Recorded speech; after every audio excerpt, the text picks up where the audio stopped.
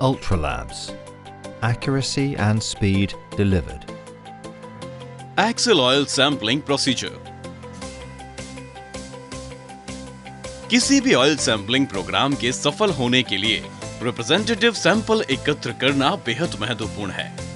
यह वीडियो एक non pressurised system से ऑयल का एक रिप्रेजेंटेटिव सैंपल लेने के तरीके को प्रदर्शित करेगा। ऑयल सैंपल लेने के लिए निम्नलिखित उपकरणों की आवश्यकता होती है: ट्यूबिंग, अल्ट्रा लैब सैंपल बोतलें, सैंपल पंप, ट्यूब कटर और sample data sheet. Oil analysis sample लेने के लिए हमें पहले यह सुनिश्चित करने की आवश्यकता होती है कि रिप्रेजेंटेटिव सैंपल प्राप्त करने के लिए सम्प में ऑयल को ठीक से मिलाया जाए। ऐसा करने के लिए हमें तब तक मशीन को चलाना होगा जब तक यह ऑपरेटिंग तापमान तक नहीं पहुंच जाता। एक्सेल से सैंपल लेते समय सुनिश्चित करें कि वाहन इस तरह खड़ा है कि उसकी स्तर रेखा जमीन के समानांतर है। अब ट्यूबिंग को ऐसे मापें और काटें ताकि वो ऑयल के सम्प में लगभग आधे अंदर पहुंच जाए।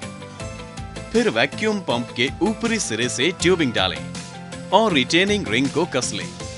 सुनिश्चित करें कि ट्यूबिंग वैक्यूम पंप के ऊपरी सिरे से लगभग 25 mm आगे निकली हुई है और बोतल के निचले हिस्से को नहीं छू रही है।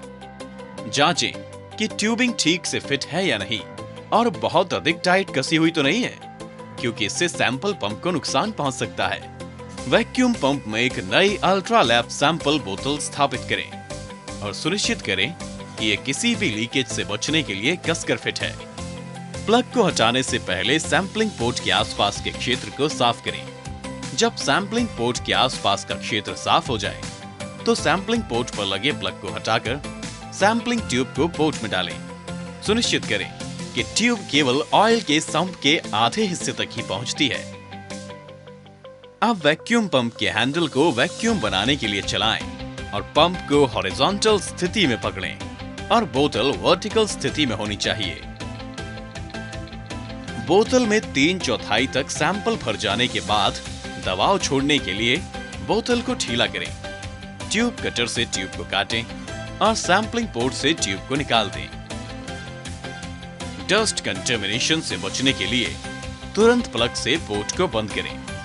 अब बोतल को वैक्यूम पंप से निकालें और किसी भी कंटेमिनेशन से बचने के लिए बोतल पर ढक्कन को तुरंत कसकर लगाएं। वैक्यूम पंप की रिटेनिंग रिंग को ढीला करें और ट्यूब को केवल पंप के नीचे से हटाएं।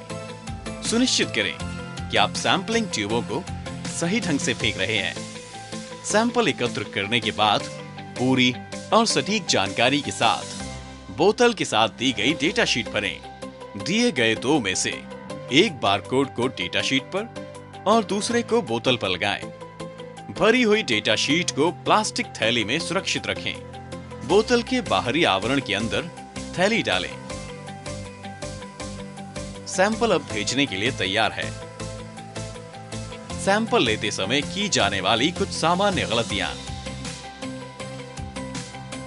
पहला, ड्रेन पॉइंट से सैंपल कभी ना लें, क्योंकि हो सकता है कि यह प्रतिनिधि सैंपल नहीं हो और यह गलत डायग्नोसिस का कारण बन सकता है। दूसरा, सैंपल लेते समय सैंपल पंप को झुकाने की प्रवृत्ति होती है। यह पंप को कंटेमिनेट करेगा और आगे के उपयोग के लिए बेकार हो सकता है। सैंपल पंप को हमेशा हॉरिजॉन्टल स्थिति में ही रखें। तीसरा, सैंपल ट्यूब को पुनः उपयोग कभी ना करें, भले ही वो उसी कंपोनेंट के लिए हो। सैंपल लेते समय हर बार एक न्यू सैंपल ट्यूब का उपयोग करें। चौथा, पंप के ऊपर से ट्यूब को ना निकालें, क्योंकि यह पंप को दूषित करेगा। केवल पंप के नीचे से ट्यूब को निकालें।